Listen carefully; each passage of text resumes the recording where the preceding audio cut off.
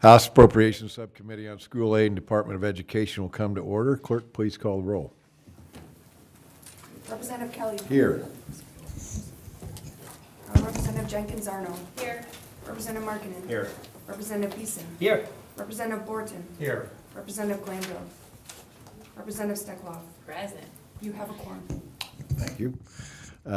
Representative Beeson moves to approve the minutes of October 21st, 2025 meeting. Being no objections, the minutes are approved. Good morning. Welcome, everyone. Today we have some presentations by, I don't know quite how to title this, but missed opportunities, something in that order. I think a second chance to take a look at some of the products, services, processes that some of these presenters are going to have, and perhaps again weigh the value of these efforts. And with that, we're going to start with a presentation by the Future of Learning Council. Dr. Lori Haven, Superintendent, Perry Public Schools, as well as Dr. John Van Wageter, Superintendent, Traverse City Area Public Schools. You both come up, press the red button, and we'll get the show going.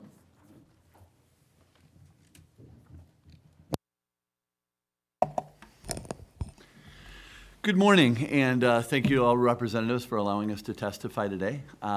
We are made up of a group of superintendents and districts, originally started about 8 years ago with 12 superintendents that organically wanted to get together to talk about what would different look like, what in our system is not working that needs to change for schools, and really wanted to say, you know, if not us, then who to make that change.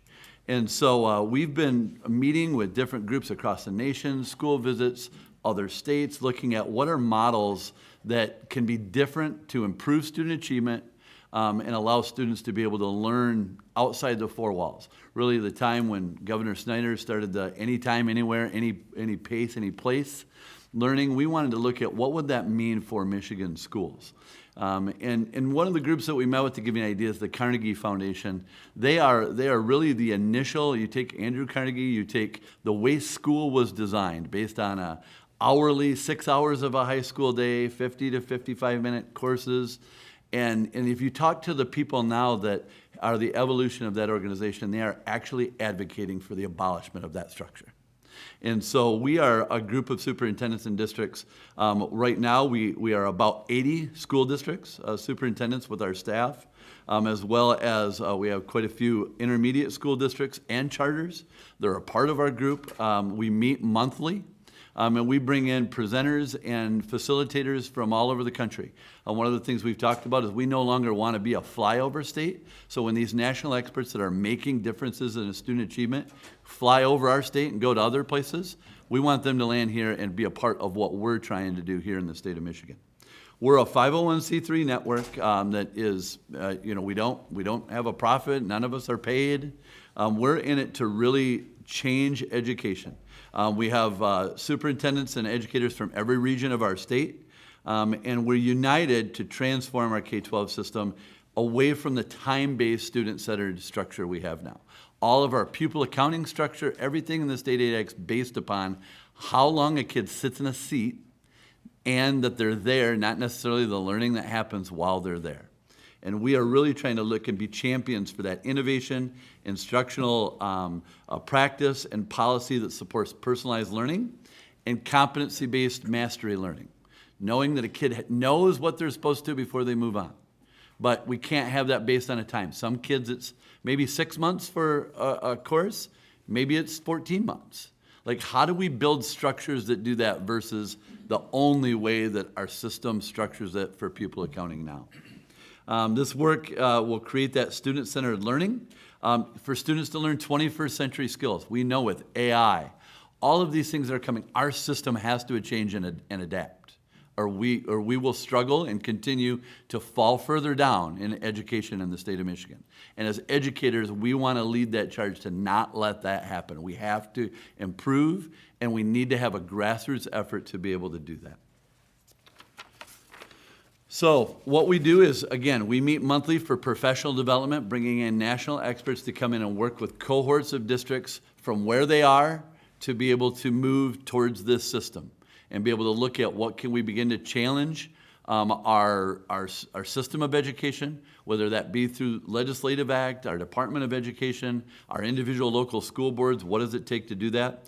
We have tailored coaching that's helping to build capacity with people that have done this work from other states and even other parts of the world to come in and talk about the student achievement they've been able to raise and how they've been able to create much more effective learning for those students.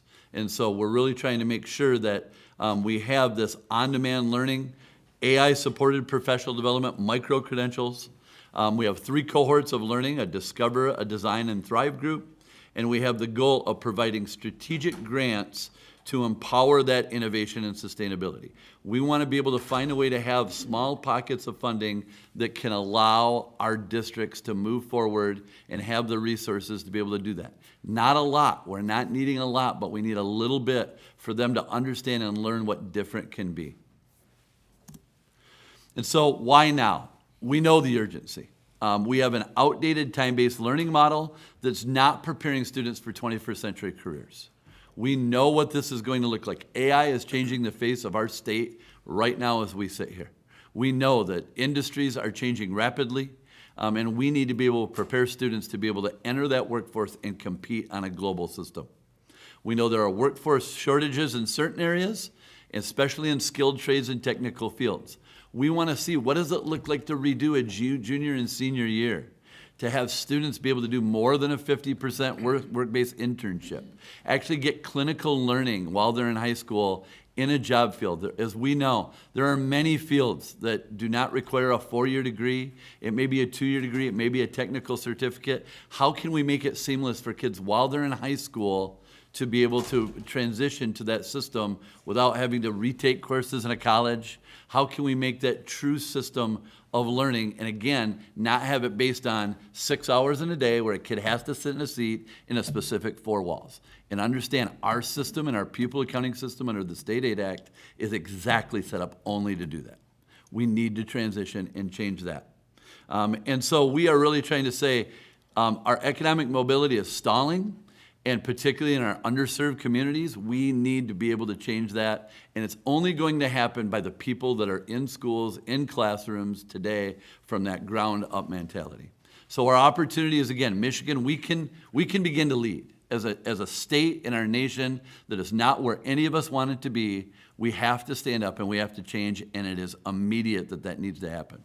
And we believe personalized learning in a competency-based system that aligns that real-world learning, whether that's through project-based opportunities that show a student masters it, with different type of assessment system, performance-based assessment. We need to be able to change our system with that, like other states are starting to do, and be able to have students have the transferable skills that prepares them for that lifelong 21st century employment, but continue lifelong learning. And we have districts. Again, we have many districts already that are a part of this movement. We do not recruit. We do not advertise. We do not tell people, hey, you have to do this. These are districts that have stepped up and said, we want to be a part of this. We see what's happening with the Future Learning Council, and we want to learn from other people that are being successful. How can we be a part of this? And so they're willing. We just need to be able to have some help to be able to help change the structure, provide the supports for people to be able to learn in that, and those minimal resources that we do need to help districts to be able to make that shift. So I will go ahead and pass it off to Dr. Haven to talk about Perry Public Schools and what they're doing as a member of the Future Learning Council. Thank you very much. First off, thank you so much for allowing us to be here today and listening to a little bit about FLC, the Future Learning Council. I'm Lori Haven. I'm the proud superintendent of Perry Public Schools, where I've been the last 7 years. Perry is a small rural district, and we have a higher than average poverty rate. We're small but mighty, and we have been looking for change. And so we joined the FLC, right close to its inception. And the reason for us, our why, was our sense of urgency. We know that our kids deserve better. We know that what we are providing, the opportunities we provide, are not equipping them for life as it's ever changing once they leave our school walls. And so we started with our building principals and I. Again, we're a smaller district, so we have a smaller admin team. So we brought our principals And we went through the first year of professional learning series with FLC, and just the consistent, cohesive learning experience. It is like nothing that we have been offered. This is my 28th year in education, and I have yet to find a system like FLC or an organization that provides that year after year consistent, action-based, action-oriented, research-based opportunity for us as leaders to grow and learn and then bring that to our adults who can then take it to our kids. So that's something that is very unique about the Future Learning Council. They are results-focused, and they have a broad system of support. So not only are they bringing in amazing research-based presenters and facilitators of learning from across the country, but they're also coaching. They're coaching in between or coaching at the sessions, and they're helping us exact change. And so that's something to me personally that was very, very exciting. After we had that first year in our building principles, took things back to our leadership teams within our buildings, we realized that we had a commitment and we had a desire to expand, and we felt it as an absolute necessity in order to keep changing things for our students. So the next year we brought our teacher leaders alongside us to this professional learning series of the FLC, and each month they came with us. They went back, they made some small incremental changes in their practices. They started looking at instruction differently. They started looking at the opportunities that would not necessarily be time-based, that would not be teacher-centered, that they would be more centering students in their own learning, making sure that they're able to make meaning around the content and getting those problem-solving and competency-based skills. At the end of that year, our teachers shared with us that their sense of urgency was high. Those teacher leaders, when we debriefed, said, we cannot let this go by. We have to expand this to our K-12 system. And so the next year we did, with the support of the Future Learning Council. We partnered with one of their facilitators. And so we are in year 4 right now with Dr. Leah McConaughey from Michigan Learning, or from LearningWorks. And what we have been doing is incrementally shifting the way that we're instructing our children.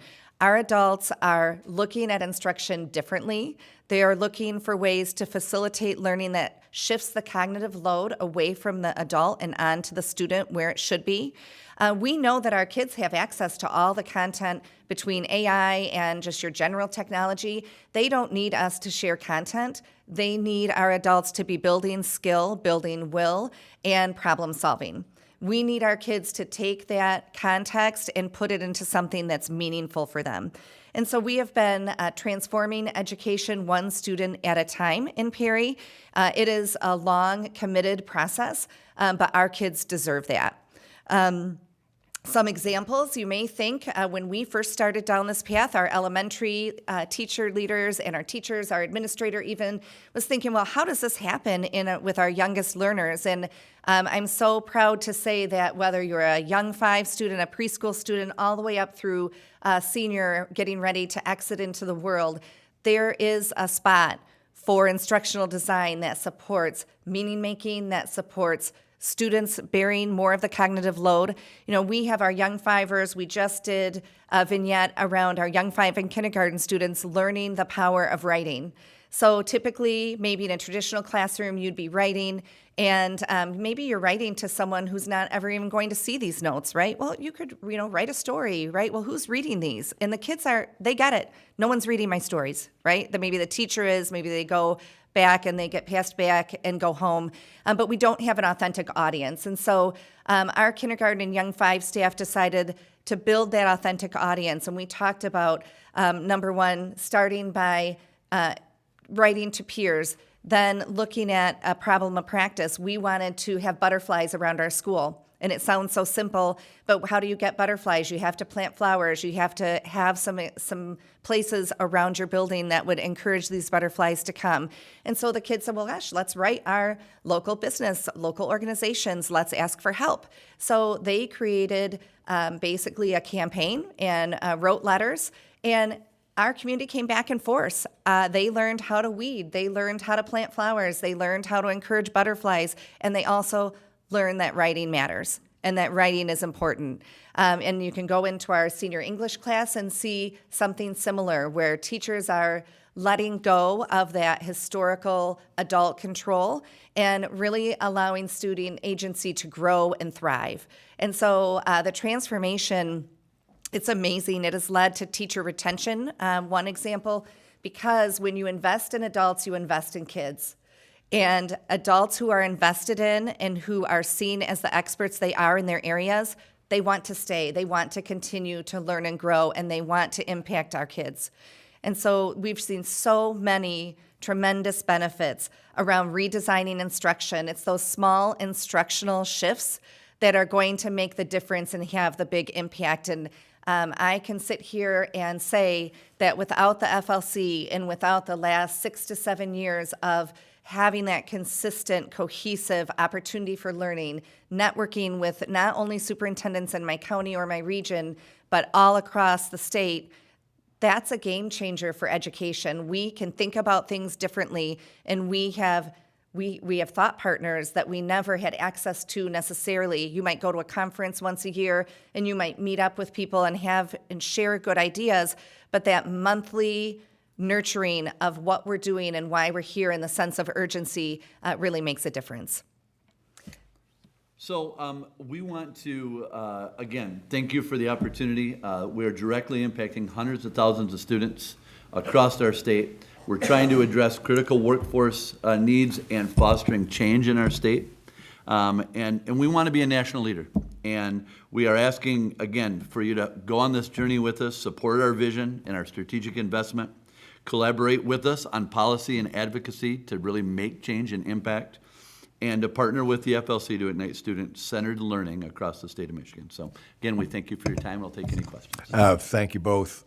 Just wanted to mention as you open it up about the Carnegie and Carnegie units, and I just remind people that are in town, I think this week, talking with some different groups and availing themselves to those who want to listen, that here's a group that set us on this path for 100-some years, and Correct. all of a sudden they have decided it's the wrong approach. So I think it's time to start listening to the idea of competency-based and go instead of seat time. Also, just want to remind people as well, again, the Michigan Department of Education under Dr. Rice started this Innovation Council. I don't know if they met more than once in the 4 years that I think he had it running. This is the group that I think is clearly the one to listen to. And I just also wanted to let people know that former Governor Rick Snyder has been introduced to this crowd and has picked it up as he's touting it everywhere he goes now. So I think you're starting to see some great collaboration and hopefully some good things headed in the future. Any other questions? Representative Jenkins-Arno.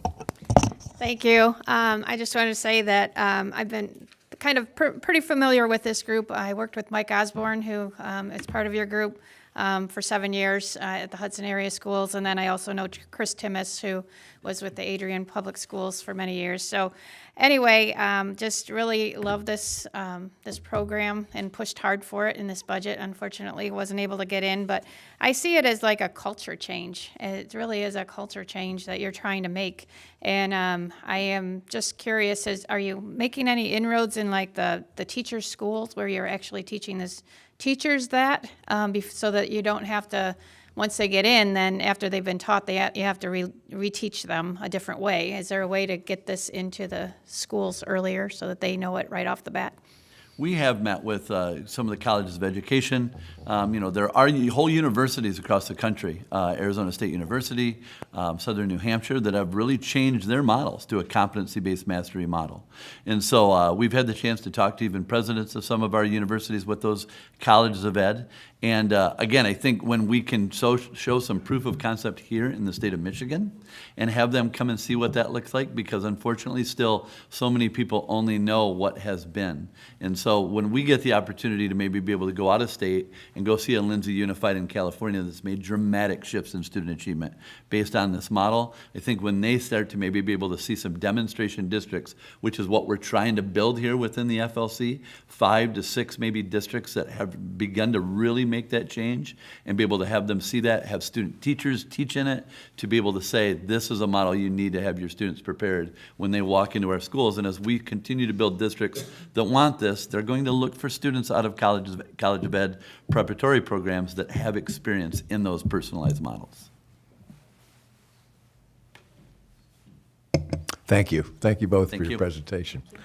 Next up, we're going to have a presentation by the Michigan Learner Wallet. This is a complement to, by the way, to competency-based education and a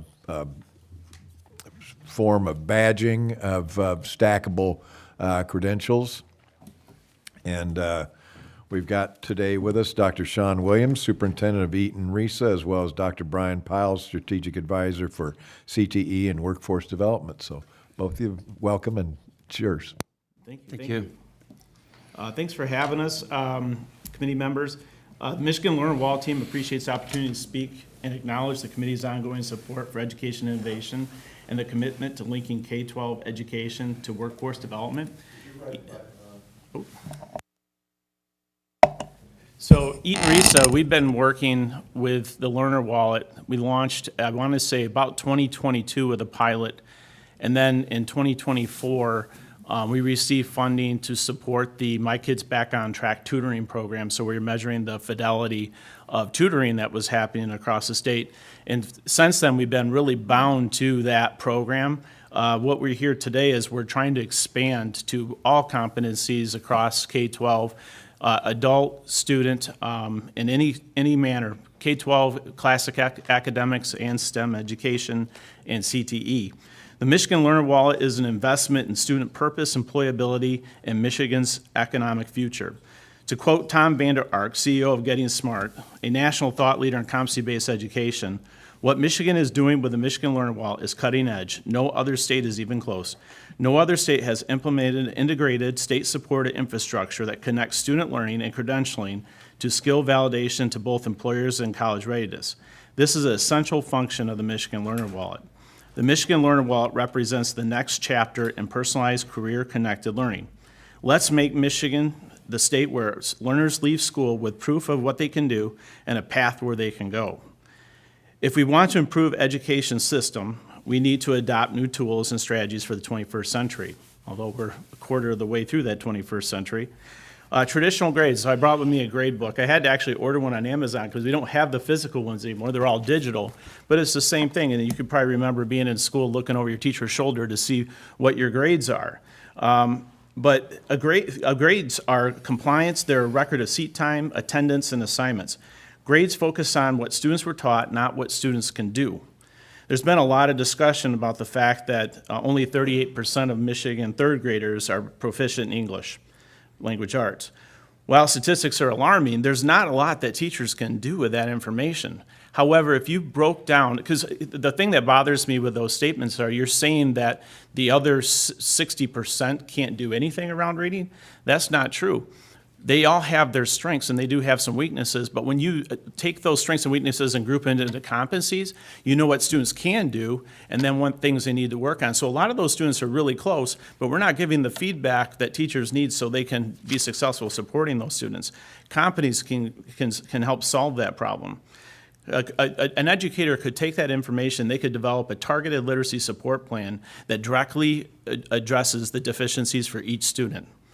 Competency-based learning represents a record of skill, knowledge, and dispositions demonstrated in authentic performance. It shifts accountability from time-based progress to evidence-based mastery. The My Learner Wallet is a digital portfolio of competencies instead of just transcripts of grades. The My Learner Wallet validates student learning wherever it happens, in classrooms, work-based learning, and in community experiences. The My Learner Wallet is a lifelong record in employability skills and credentials. When students see the clear, real-world meaning in what they're learning, motivation naturally follows. Grades measure completion, competencies measure capability. And we're not saying to do away with grades, but our students and families and employers need more feedback on student performance. Students who know what they're good at and why it matters stay engaged and graduate with a focus on their future.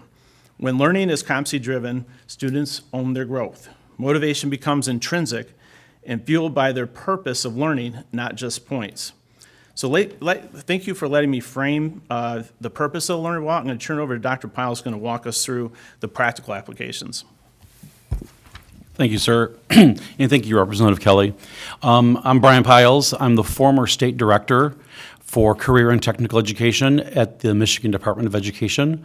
I worked under Dr. Rice for about 6 years and the interim superintendent there before. I've been in career and technical education as a county director in Shiawassee and Berrien counties, legislatively referred to as the CPED directors, but commonly referred to as the career and technical education director, and started my career as a CTE instructor. And I wish I would have had a product like this as I worked over the years directly with students. And so it's a pleasure to be with you here today.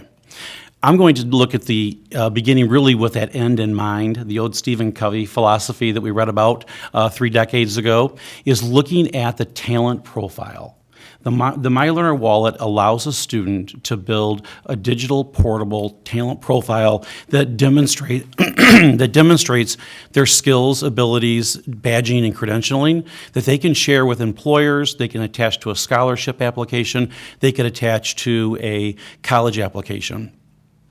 Thinking of career and technical education specifically, this also gives us an opportunity to line up with our local workforce agencies through Michigan Works and help meet some of the local worker pipeline needs by each student having a wallet demonstrating their career and technical education competencies, their industry certificates, and the competencies that they learn through their program completion in an electronic format to work directly with employers through career and technical education work-based learning coordinators. You'll see on the screen that the talent profile electronically built by the student from their wallet.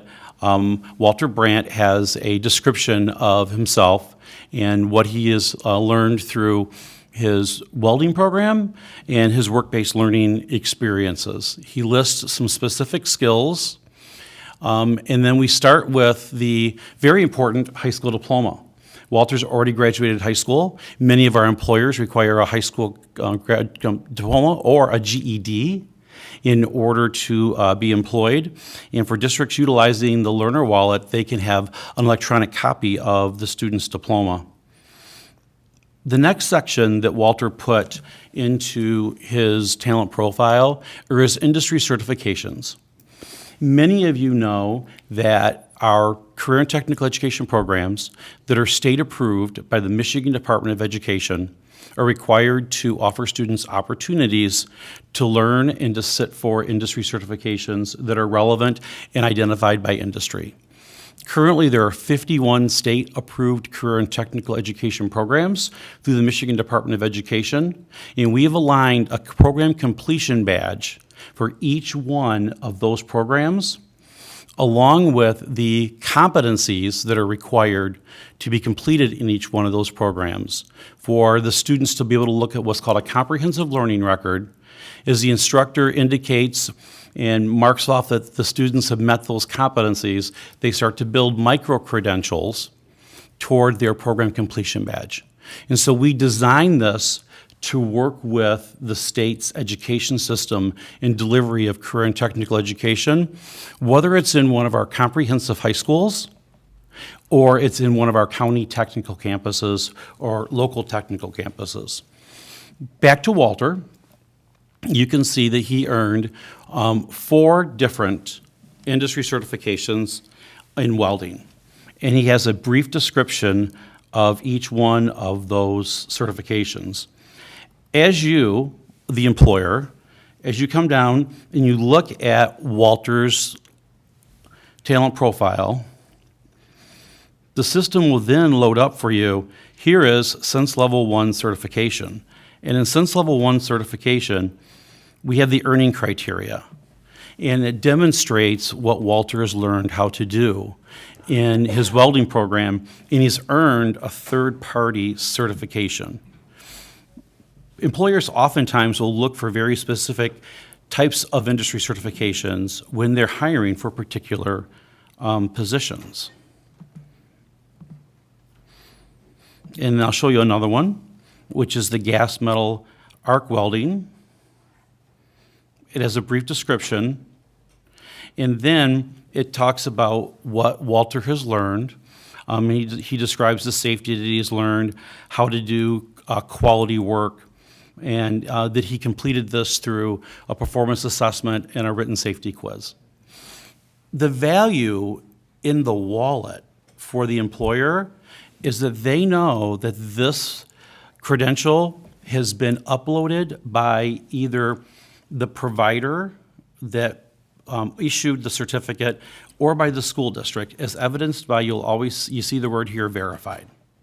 And so the student didn't just go out and load up something or create something themselves. This is something that has been taken care of by the school district or issuing agency.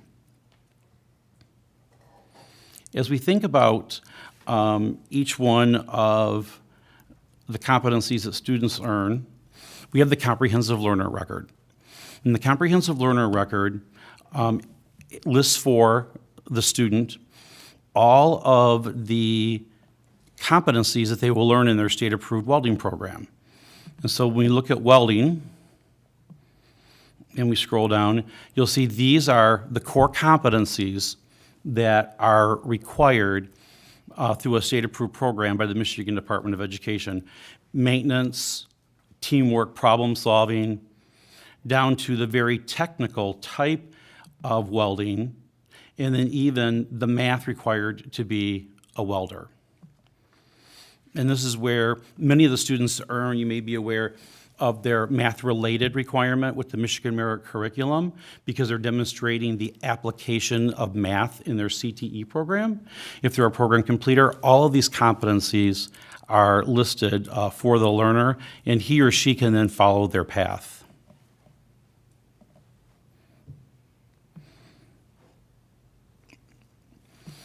We added to the wallet the opportunity for students to earn work-based learning badges.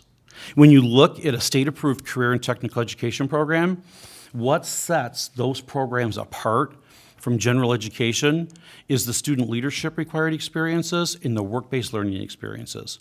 So we aligned to the 5 types of work-based learning experiences that are required by the Michigan Department of Education for CTE programs, and we put in a badge for each one of them.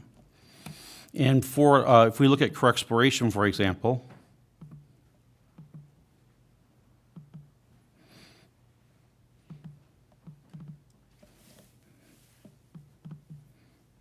pardon me for 1 second.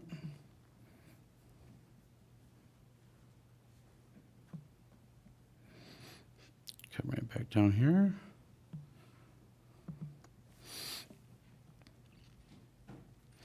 We have that he earned a career exploration badge.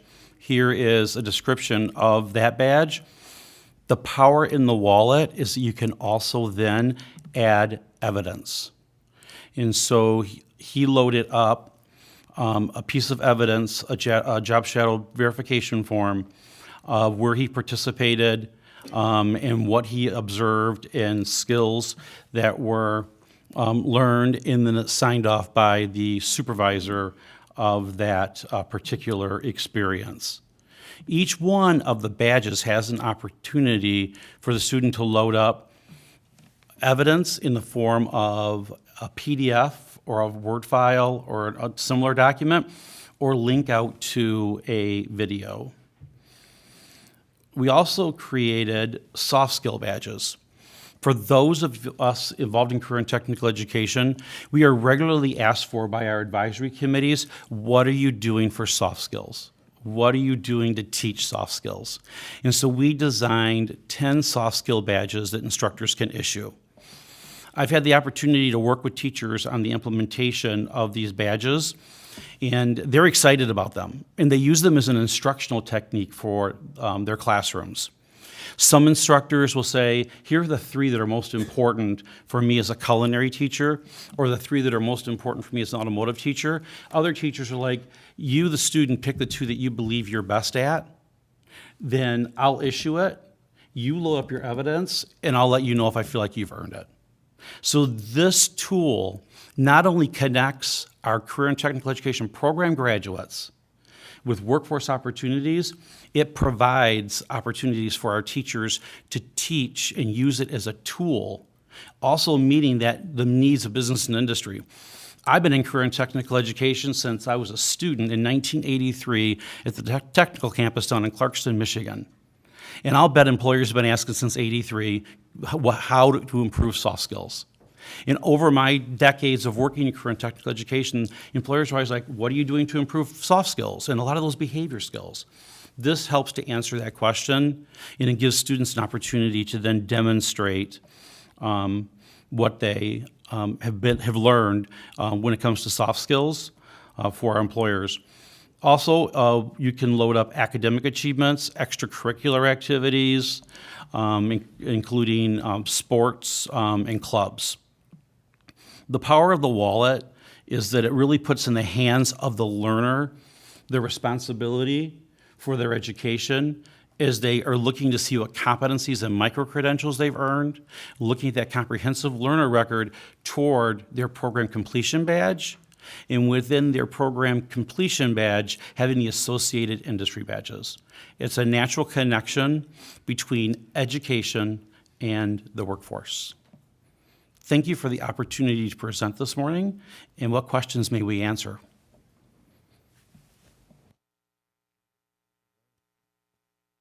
Good morning. Thank you. I heard about this and you brought it, I don't remember if it was you guys specifically to talk to me when I was on the Leo budget, but this is like a resume, basically, that the students put together for before they leave high school. And so I was just kind of wondering, how does a student take it to the employer? How does the employer know where to look for it, or how does the student, can they keep it on their phone, or how do they transport it to the person that needs to see it?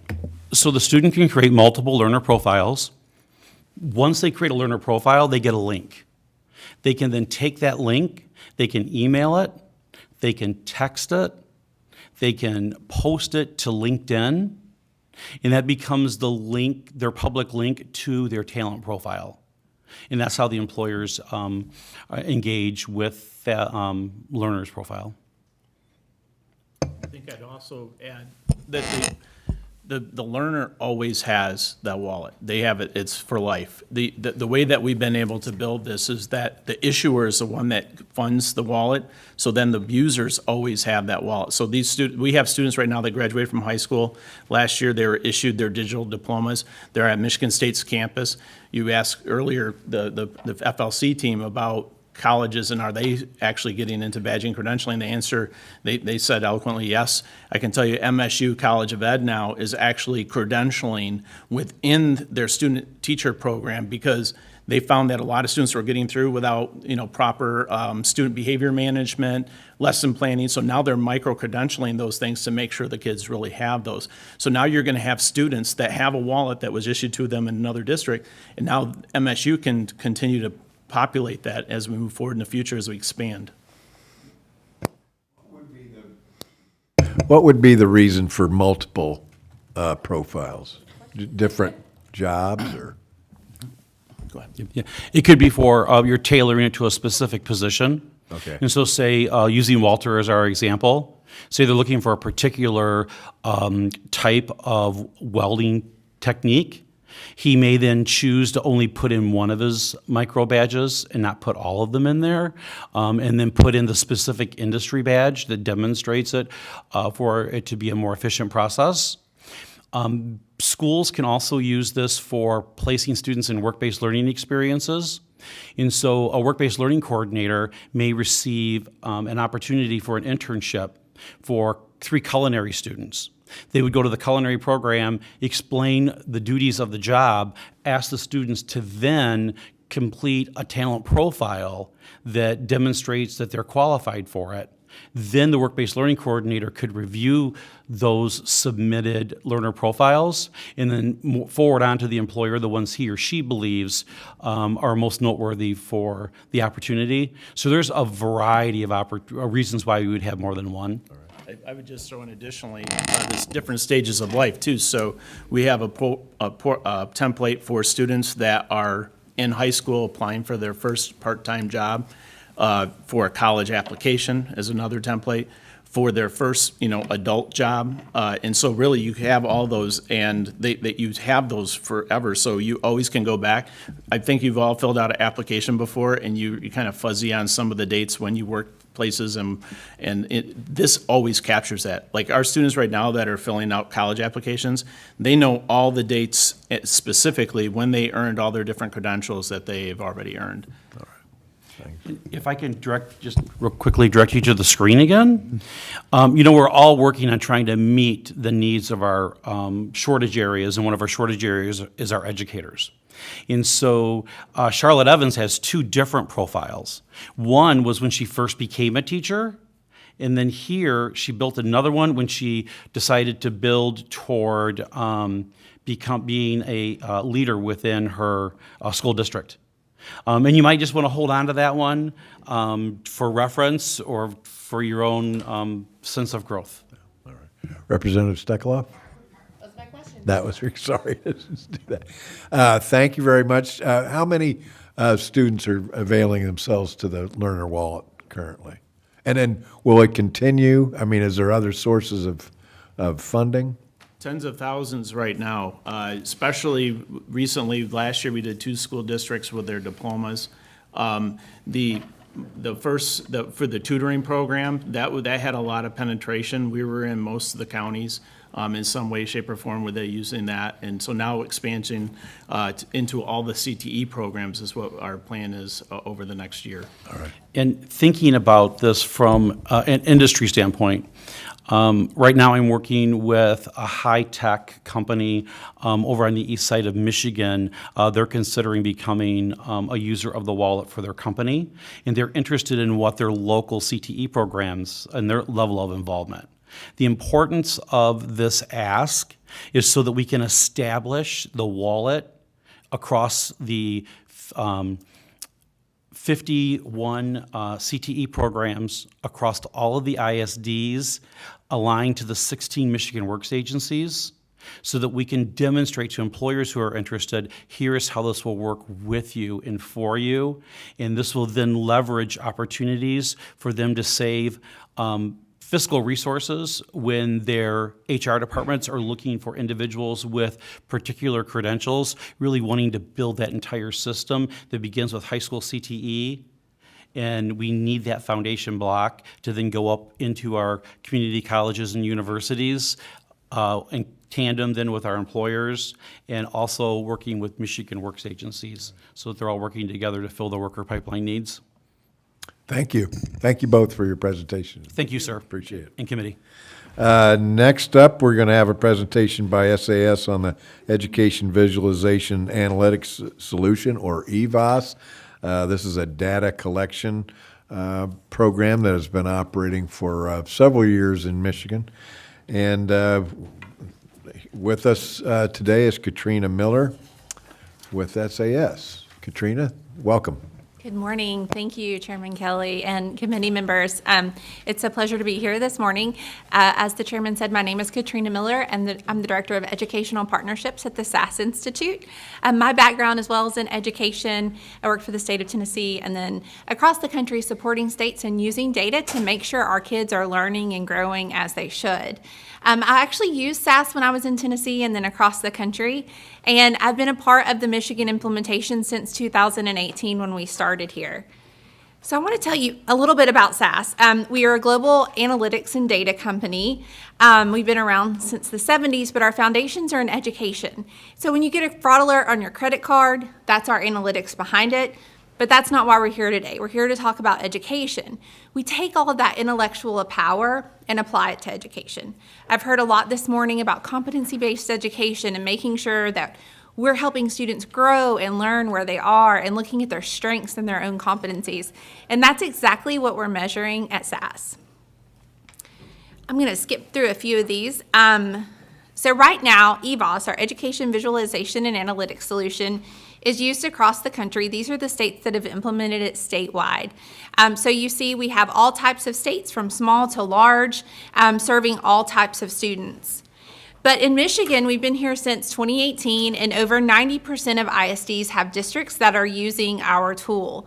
And what's really important of this is that we have over 10 years of data. So our data goes all the way back to 2013, and it's data that exists nowhere else in Michigan. So we take data from MDE, the Department of Education. We take data from My Data Hub that districts and ISDs have opted in to give us, and that includes teacher linkages and benchmark assessments. And we combine all of that data and add the power of analytics to that to really get some interesting insights into what students can know and do, and also how teachers and schools and districts are impacting student learning. So here's a snapshot of the comprehensive longitudinal data set that we have. District and school characteristics from 2013 to 2023, student demographic data and state assessment data from that time. And then we also have student-teacher linkages and benchmark assessment data from 2018 to 2023. And this is data currently that MDE cannot collect due to provisions in state law or preferences at MDE, but that districts have chosen to give to us so that we can put it in the tool and they can access that information. So what does the tool do? It provides insights into student growth and instructional practices. So it has a reflective look of, hey, this is how we've impacted student learning. This is how our schools are performing, our teachers are performing at actually increasing student growth and achievement. But then it also has a forward-looking aspect to it, to where we can project on the likelihood of student performance in the future. And this is something that districts like Anchor Bay schools have been able to use to say, hey, student Katrina, you have the aptitude to actually excel in an advanced math course. So let's talk to your parents and think about, should we increase your probability of success by enrolling you in that advanced math course so that you can have the opportunity to kind of go forward and advance and reach your full potential? Or Wesley, you're really struggling in math, but we know that with the right supports and the right interventions, we can get you back on track. So it goes down all the way to that individual student level, looking at all of their testing history, projecting to their likelihood of future performance, all the way up to the teacher level of how teachers impact different types of students. How am I impacting my high achievers? How am I impacting my low achievers and the ones that are struggling in school? What can I do differently as a teacher and as a school to improve student growth and learning? And we know with the recent NAEP scores across the country that this is more important than ever. So another aspect of this data that Michigan has taken advantage of is looking at a longitudinal look across time to see where those bright spots are and those areas of opportunity and growth and challenge. So we have a research and development aspect of this that MDE or policymakers like yourselves could use to look into where are the things that we are doing well. So for instance, I know you've made a huge investment in literacy and letters training. Is that paying off? Are there districts that have implemented this and actually it's really they're outperforming, they're growing their students at a quicker rate than we anticipate? Or are there specific elements that aren't actually performing that we would want to do? So one of the things that Michigan has availed themselves of over the last few years is to really dig into that kind of program analysis and to understand, okay, doing what we hope they do. And this data set, because of its longitudinal nature and the scope of the data that's in the system, we've been able to use that to answer some of those questions for you. So I know we've had a lot of presentations this morning, and I wanted to give you a quick snapshot. I've talked to many of you over the years, and we do have a handout for each of you, and I'm happy to answer questions or meet with you individually and show you more of the tool, but I wanted to give you a quick snapshot to help you understand what we're doing and really the rich data source that's here that allows Michigan to combine data from all across different sectors and provide those insights and learnings on student achievement. Do you have any questions? Thank you. This is the information that you've collected over the years, and then by missing out in this year's budget, what happens to that information? Sure, that's a great question. So right now, all of this information, because of the data destruction language we have in our contract, we will begin the erasure of that information basically in April. The contract ends then, and if we don't get renewed funding and a renewed contract, that will go away. And so again, I want to emphasize, This doesn't sit at MDE, it doesn't sit at CEPI, it doesn't sit at My Data Hub. It only sits here because each of those individual parties have opted in to share that data with us and provide that tool out to individual schools. So it will go away within the next 6 to 8 months if the contract isn't renewed. You mentioned that 90% of ISDs or districts are at least feeding information into it. How many would you say of that 90% are using the information with fidelity to improve what they're doing? Over 90% of our ISDs have chosen to not opt in, but actually access the data once they've provided data back to us. So we do have a really high uptick in those that are going in to look to see about the insights that we're providing back to them. One of the things I thought was kind of interesting is you didn't hear a lot of clamor or support necessarily for EVAAS from local districts or ISDs when this was coming. You would think if this was something that was, I'm not trying to dispel that it's not, but I'm wondering sometimes if they really want to be held accountable or they like the measurement that's going on. I mean, because there's information in there also that they could glean that isn't necessarily complimentary. That's correct. That is true. And we see that across all of our states, right? So we're currently in 13 states. And there are some districts that love it, and there's some districts that we don't want that information out there to the public. We have had people contact us through our EVAAS support line and ask when it will be available because they are using it. That type of metric, obviously, MDE is our client, and so we have to get permission to share any of that type of information or those kind of questions more publicly. Because I don't even get to go into the building at SAS that collects the data. The security is intense.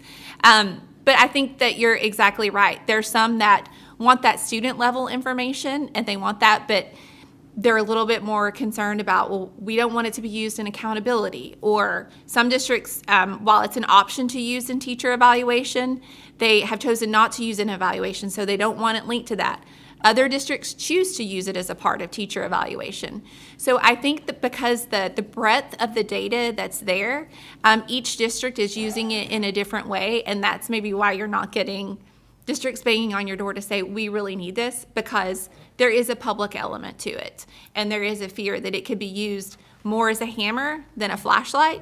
But obviously, just like Dr. Jankowski's quote here that I have on the screen, they definitely use it in Anchor Bay as a flashlight to look into the data and kind of help uncover the learnings that they can around student growth. Well, but this was really more for the tools as a tool for locals to use, not necessarily as a watchdog for MDE or anything like that. And sometimes you wonder if things that are paid for on your behalf are free, sometimes they lack or don't see the value in that unless they're paying their own skin in the game and that sort of stuff. So I think that there's a little bit of that going on.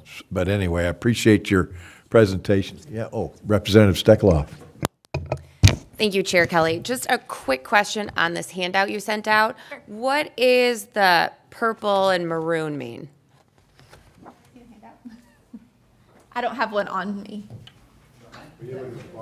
Yeah, I don't know what is what. No worries. Okay.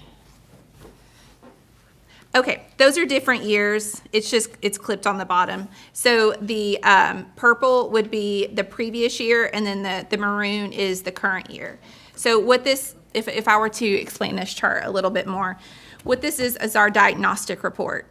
So what this is showing you is, say that for MSTEP math in 6th grade in 2023, you had overall growth. You were green. You were meeting the expectation. This bar chart is breaking it down to look at how you're performing with different types of learners. So you see the lowest, middle, and the highest. That gives you your high achievers, your middle achievers, and your low achievers. So if I were to look at just the purple, what I would see is that I'm doing really well with my average and high achievers, but I'm not growing my lowest achievers. So even though overall I'm good in 6th grade math, I still have work to do because my struggling learners are actually getting left further behind. And we see a similar pattern in the next year in the maroon. So the purple is 2022 and the maroon's 2023? Okay. Correct. Thank you. Yeah, thank you, Katrina, for coming in. Appreciate this. Thank you all so much. Next up, we're going to have a presentation by Roadmaps. So up the table will be Gus Simameo, CEO, Roadmap Learning, and Tapp, Professor of Saginaw Valley State University, who I might mention is a neighbor of mine, and as well as Mrs. Billy Freeman, science teacher. So, three of you, please take it away. Hi, my name is Gus Simeo. I'm CEO of Roadmap Learning. Mr. Chairman and committee, thank you for having us here today. So Roadmap Learning is a spin out of the University of Michigan, where we are providing the Roadmap platform, which is a platform developed to specifically engage the young learner. The problem that we're trying to solve, and by the way, you're welcome to follow me with the handout that we gave you. The problem that we're solving is that Michigan ranks 44th out of 50 states in fourth grade reading. Only 1 in 4 Michigan fourth graders read at or above grade level. So our solution is a Roadmap platform that specifically addresses the learning needs of the alpha generation. These are children growing up fully immersed in technology, okay? And our platform really engages them and gets them excited about curriculum. We're currently in about 9,000 students in Michigan, and it was developed by a consortium of actually 3 universities: the University of Michigan, Saginaw Valley State University, and University of North Texas. We have proven results to help improve reading. There have been 2 studies conducted by the University of Michigan. One was a 23-24 that's been published and peer reviewed that shows that students that use the Roadmap platform improve their reading at the 48th percentile compared to students who didn't use the platform at the 39th. And most recently, we have a 2-year study that's from 23 to 25 that's currently under review to be published, that Roadmap users improve their learning growth by at the 46th percentile compared to the 20th percentile for non-users. We're looking for your support to provide the platform for a 1-year free trial to schools that are interested in trying it out in Michigan. If you flip to the second page, you will see 2 screenshots of what the Roadmap platform looks like. You will see that it's very simple, cartoonish, easy to follow, specifically designed for elementary schools. And the last 2 pages are copies of the executive summary of that first study that's been peer-reviewed and published. Thank you. Thank you, Chairman Kelly and members of the committee. As was stated, I'm Dr. Ann Tapp-Jacksa. I'm a professor of teacher education at Saginaw Valley State University, board chair of the American Association of Colleges for Teacher Education, and part of the Roadmaps development and research team evaluating the impact of Roadmaps, which is a deeply digital curriculum. Roadmaps isn't just another digital worksheet. It's deeply digital. It's pedagogically designed for learning. It's built specifically for today's alpha generation, as Gus stated, children who are growing up fully immersed in technology. Unlike traditional textbook publishers who digitize print materials, Roadmaps is designed from the ground up to make learning interactive, engaging, inquiry-driven, and collaborative. We've implemented and studied Roadmaps in Michigan classrooms. In a peer-reviewed study published in the Journal of Interactive Learning Research, students using Roadmaps demonstrated significant reading growth. That 9 percentile gain is a large and significant gain. Teachers also reported increased engagement and increased instructional flexibility. And as Gus stated, our results from our 2-year longitudinal study produced an even greater gain. When we know better, we have to do better. This is a research-based, Michigan-developed, Michigan-tested curriculum and platform. If we keep doing the same things, we will keep getting the same results. Roadmaps represents a shift in learning that pulls from strong research and matches the students we are teaching today. Thank you for your time and your commitment to Michigan's learners. Good morning, Chairman Kelly and members of the committee. Thank you for your time today and this opportunity to share roadmaps with you and the impact it has had on students at Kent City Elementary. My name is Billy Freeland, and I have been a teacher at Kent City for 32 years. We are a rural school in northern Kent County. We have a free and reduced lunch rate of 60 to 80%. In 2019, our principal started our STEM program. My colleague and myself, I moved from 5th grade and started teaching science K-5. And I service over 500 students at our school, teaching half of the science curriculum, and then my colleague teaches the other half of the science curriculum. At the time, our 5th grade students were scoring between 9 and 11% on the M-STEP. And I spent several hours on committees trying to figure out how do we improve 5th grade science scores. When we started our science program at our school, by 2021, our percentage of 5th graders proficient moved to 20.7. I'm so proud to say that currently, last year, our 5th graders scored at 43.5. So we moved from 9 to 11% before our program to 43%. And as our principal told me last year, she said our science scores are no higher than our reading and math scores. So not that we're proud to do that, but we're very proud of our science scores. So I attribute our success at Kent City to 3 things: dedicated time spent in science, a great NGSS curriculum that we are using, and the Roadmaps platform. The Roadmaps platform allows me as a teacher to access all of my curriculum for 6 grade levels on one screen. I can teach 6 different lessons a day to 6 different grades with 5 minutes in between classes. If I were to use these manuals to do that, I could never do the job I do right now using these manuals. And this is 1/2 of a year of curriculum. My cohort has the other half, the other stack of books. So Roadmaps makes my job possible, and I really couldn't teach without it. Even more important than the organization for the teacher is what it brings to my students. While I have a roadmap lesson on my interactive screen, my students, especially 3rd grade to 5th grade, are one-to-one on Chromebooks. They're following along with their personal roadmap that can be sent just in a Google Classroom by a link. And it takes like me 5 seconds to send them the lesson for the day. They are able to read passages, view videos, access websites without typing things in and just clicking. And you see on your handout, there's squares on the roadmap. And that is a lesson, the science lesson's a lesson I teach in 5th grade about water. And all the students have to do is click, and it opens up the activity for them. The other thing that's really great about Roadmaps is the flipbook tool, and it's an animation tool.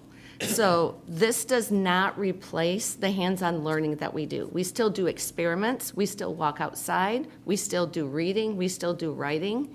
But after students have those experiences, they can go on their computer and animate what they have seen in the classroom and on their experiments and observations.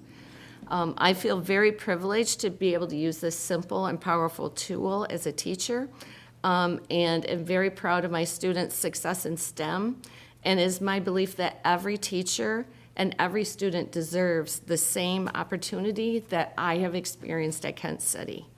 And I think that if we could bring this to the students and teachers of Michigan, they would have similar success.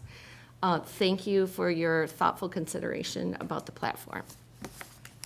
Thank you, 3 of you. There has been, I don't think you had been funded prior, or had you?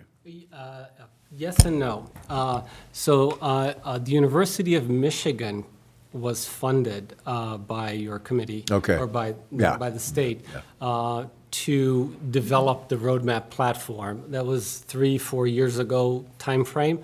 And then now that it's developed, it's been licensed to the company, and Roadmap Learning, and now the company is in the process of selling it to schools. Oh, and okay. So this providing- is something developed at the University of Michigan and then spun off as a as a private. Yeah, the University of Michigan raised, I'm just going from memory here, just rough numbers, raised about $2 million. Part of it came from the state, part of it came from federal funds to develop the platform.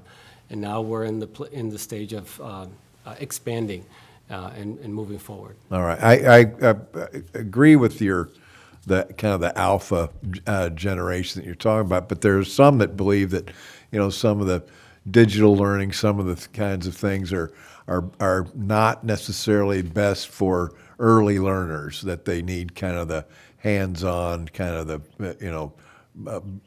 kind of the bricks and mortar of reading, if you will, of reading and phonics and that sort of thing. That so how would you answer that? I can answer how I use roadmaps, because I do teach actually DK this year, Okay. up to 5th grade.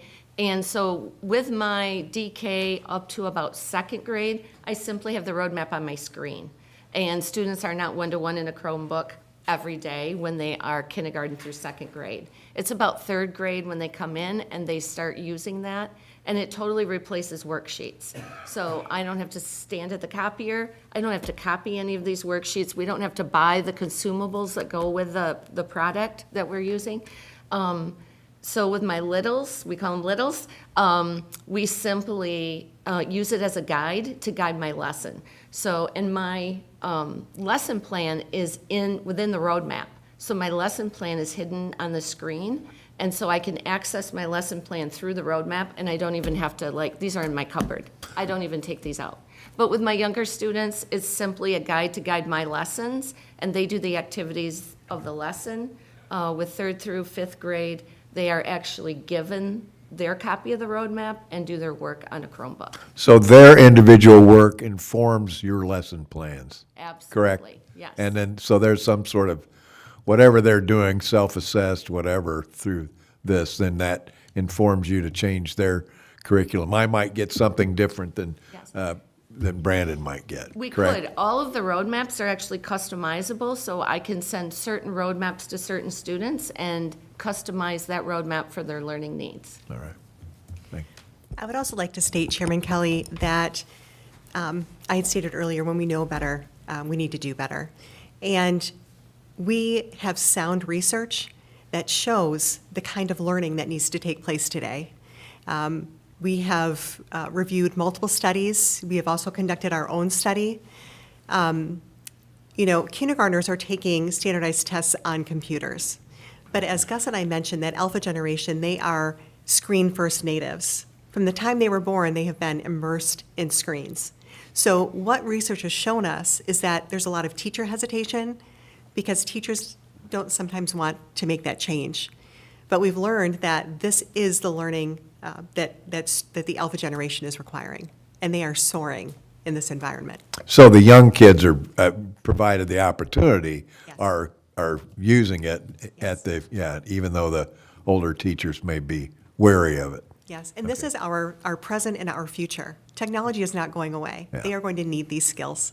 Yeah, in fact, we have actually observed that sometimes teachers are a little hesitant to try it, but then they do try it, and then the students love it, and then the students pull the teachers into it, and the teachers realize, hey, this is interesting. Well, it's a leap of authority to some degree, right? I mean, they have to give up something that back to, and not necessarily be the sage on the stage, so to speak, Which correct? we know is not best anyway. Yeah. 5 years ago, I was one of those hesitant teachers when this was first presented to me through our ISD science coordinator.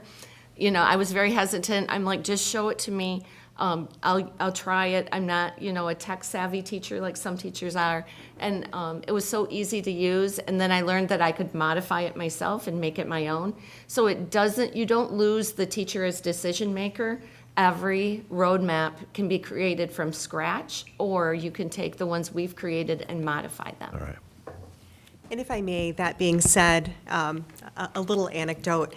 We were taking a legislator for a tour years ago about the Roadmaps platform in a rural district, Sand Lake. Tri-County. Tri-County. And the legislator walked into the classroom, the students were engaged. He approached the teacher and said, "What's going on?" The teacher said, I'm just the custodian. I am here filling the adult role because the teacher is out ill.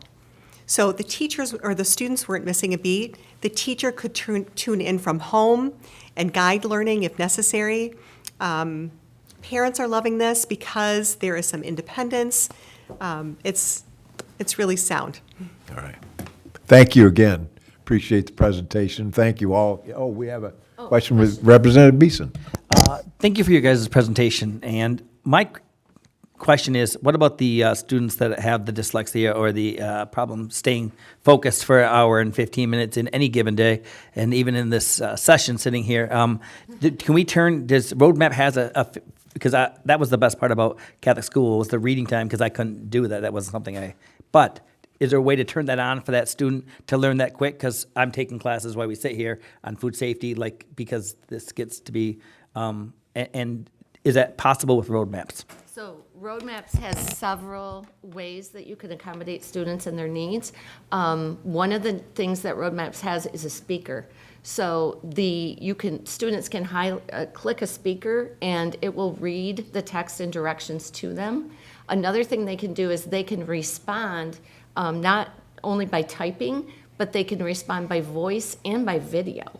So that's a way that they can share. Under COVID, the gym teacher, the art teacher, the music teacher, and the other science teacher and ourselves actually created Roadmaps, sent it out to 500 students, and we were able to create personal videos and put in the roadmap of ourselves speaking from home.